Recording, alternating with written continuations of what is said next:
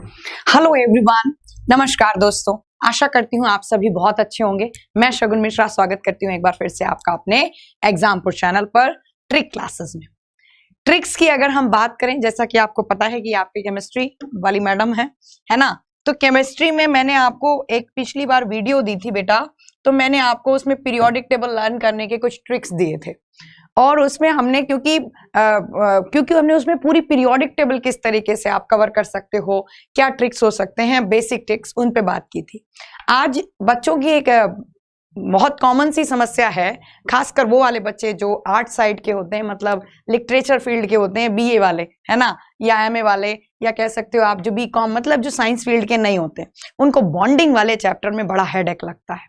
बिल्कुल घबराने की जरूरत नहीं है।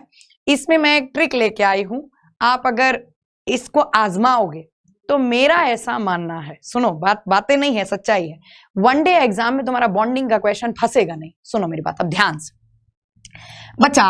बॉन्डिंग में हम आगे बढ़े इससे पहले हम थोड़ा सा चाहेंगे कि आपको मेटल नॉन मेटल की पहचान होनी चाहिए।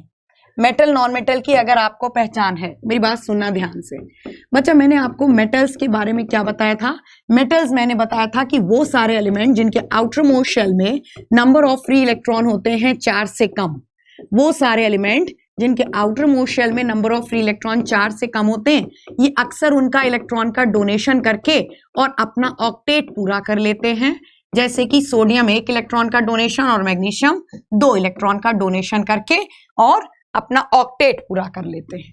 इसी तरीके से वो सारे एलिमेंट जिनमें क्या होता है, जिनमें आउटर मोस्ट शेल में नंबर ऑफ फ्री इलेक्ट्रॉन, जैसे ये धातुएं हो गई और हिंदी में इनको हम अधातुएं कहते हैं, तो मेरी बात ध्यान से सुनिएगा, अधातु है ना, वो सारे एलिमेंट जिनके आउटर मोस्ट शेल में नंबर ऑफ फ्री इलेक्ट्रॉन 4 से ज्यादा होते हैं, ये अक्सर इलेक्ट्रॉन गेन करते हैं और ऑक्टेट अपना पूरा कर लेते हैं।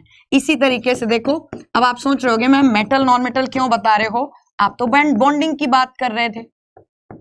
अब मेरी बात ध्यान से सुनना, मेटल नॉन मेटल अगर आपको पहचानने आते हैं, जिनको नहीं आते पहचानने उनके लिए मैं एक पिक्चर लेके आई हूं, उनको ध्यान से देखना पड़ेगा। इधर ध्यान से देखो बेटा, यहां पर आप ध्यान से देख सकते हो, ये है पीरियोडिक टेबल।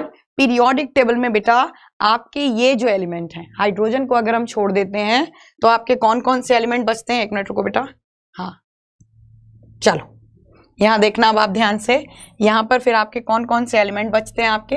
हाइड्रोजन को अगर हम छोड़ें तो सारे S block element, all D block element, सारे एस ब्लॉक एलिमेंट, ये सब मेटल्स हैं। और इधर अगर हम बात करते हैं, ये सेमी मेटल हो गए, इधर आपके सब नॉन मेटल हैं और ये आपके वापस मेटल हैं जो नारंगी रंग में हैं। तो मेटल मेटल मेटल और ये भी सारे क्या हुए? मेटल। तो मैडम इसकी कहां पर जरूरत पड़ेगी? अब मेरी बात ध्यान से सुनना, आपको अगर केमिकल बॉन्डिंग में, सुनो मेरी बात, हाँ इधर आओ, अगर आपको सुनो, बॉन्डिंग अक्सर क्वेश्चन कैसे देता है? बॉन्डिंग अक्सर आपको क्वेश्चन ऐसे देता है, जैसे मैंने आपको 4 कंपाउंड दे दिए, KCl, H2O, NaCl और MgCl2। सपोज मैंने आपको 4 कंपाउंड दे दिए और एग्जाम आपसे पूछे कि बताओ इनमें से किस में इलेक्ट्रोवेलेंट बॉन्ड होगा और किस में कोवेलेंट बॉन्ड होगा, है ना, कुछ भी पूछ ले तो याद रखना पड़ेगा आपको कि अगर आपको मेटल नॉन मेटल की बेसिक नॉलेज है तो आप बॉन्डिंग आराम से समझ सकते हो।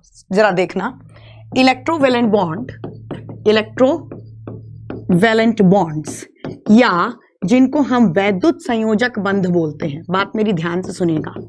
वैद्युत संयोजक बंध, हालांकि जब हम बेटा पढ़ते हैं तो हमें बताया जाता है कि इसमें 1 इलेक्ट्रॉन का डोनर होता है, 1 इलेक्ट्रॉन का एक्सेप्टर होता है और इलेक्ट्रॉन का पूरा इलेक्ट्रॉन का ट्रांसफर होता है। वो सब छोड़ो, तुम अगर जानते हो कि इसमें अगर एक मेटल है और दूसरा एलिमेंट नॉन मेटल है, तो याद रखो ऐसे कंपाउंड आंख देखते ही आप बता सकते हो कि अगर एक धातु और दूसरी अधातु है तो ये इलेक्ट्रोवेलेंट बॉन्ड होगा। जैसे मैं आपके सामने NaCl रख दूं, KCl रख दूं, H2O रख दूं और फिर मैंने CaO रख दिया, तो देखो मेरी बात, metal non metal, metal non metal, metal non metal, इसमें हाइड्रोजन भी नॉन मेटल, ऑक्सीजन भी नॉन मेटल, ये हो गया कोवेलेंट बॉन्ड का। वरना मेटल नॉन मेटल की वजह से ये सब इलेक्ट्रोवैलेंट बॉन्ड के एग्जाम्पल हैं। क्या समझ में आई कि अगर तुम्हें मेटल नॉन मेटल की पहचान है तो आराम से तुम छटनी कर सकते हो। इन 4 ऑप्शंस को अगर मुझे क्वेश्चन बनाना होता तो मैं ऐसे बनाती, बताओ निम्नलिखित में से कौन सा यौगिक, which of the following compound is an example of covalent bond. तो जैसे इसकी पहचान होती है एक मेटल और दूसरा नॉन मेटल, वैसे ही कोवैलेंट बॉन्ड की, सुनो, कोवैलेंट बॉन्ड, कोवैलेंट बॉन्ड या जिसको हम बोलते हैं बेटा सहसंयोजक बंध, सहसंयोजक बंध की पहचान होती है कि इसमें दोनों नॉन मेटल्स होते हैं। दोनों नॉन मेटल्स मतलब दोनों अधातुएं मिलेंगी। जैसे सल्फर डाइऑक्साइड, जैसे hydrogen sulphide, nitrogen dioxide, nitrous oxide, hydrogen chloride, water molecule, और अगर हम बात करते हैं और भी निकल आएंगे, अमोनिया। तो क्या मैं आपको समझाने का प्रयास कर रही हूं कि अगर आपको मेटल और नॉन मेटल पहचानने का बेसिक नॉलेज है, कार्बन मोनोऑक्साइड, तो याद रखिए कि आप आराम से वन डे एग्जाम, क्योंकि इलेक्ट्रोवैलेंट बॉन्ड और कोवैलेंट बॉन्ड के ही क्वेश्चन पूछता है, वो बहुत ज्यादा डीप हाइड्रोजन बॉन्ड वगैरह में कभी कभार जाता है क्वेश्चन, अगर लेवल का पेपर आ जाए तो, वरना वही वैद्युत संयोजक बंध और सह संयोजक बंध के क्वेश्चन पूछता है। अगर बच्चे को इतना पता है कि मेटल और नॉन मेटल का मतलब होता है इलेक्ट्रोवैलेंट बॉन्ड, तो बंदा टाइम लेगा ही नहीं हॉल में और आराम से ऑप्शन देखते हुए बच्चा बता देगा कि अरे यार ये देखो मेटल नॉन मेटल, अगर दिखे तो तुरंत टिक कर दो इलेक्ट्रोवैलेंट बॉन्ड, और जब कंपाउंड में दोनों अधातुएं हो तो टिक कर दो कि ये कोवैलेंट बॉन्ड मतलब सहसंयोजक बंध का उदाहरण है। आशा करती हूँ ये वीडियो आपके लिए बहुत हेल्पफुल रहेगी और वनडे एग्जाम में वाकई में आपके लिए काम आएगी। बस मैं यही बोलूंगी, इसके लिए आपको मेटल नॉन मेटल की नॉलेज होना जरूरी है। तो मेटल नॉन मेटल की बेसिक नॉलेज मैंने आपको बताई है, पिछले पीरियोडिक टेबल की जो ट्रिक वीडियो दी थी उसमें समझाया था कि मेटल नॉन मेटल कहाँ पे होते हैं। तो बस कुछ नहीं करना, मेटल नॉन मेटल पहचानो और आराम से टिक करके आओ कोवैलेंट बॉन्ड और इलेक्ट्रोवैलेंट बॉन्ड। ये आप खुद भी पढ़िएगा और वीडियो के माध्यम से औरों को भी हेल्प करिएगा समझने के लिए। तो ज़रूर अगर ये वीडियो आपको अच्छी लगी हो, आपको समझ में आई हो, तो चैनल को लाइक, शेयर और सब्सक्राइब करना बिल्कुल मत भूलिएगा। Thank you so much. Take care.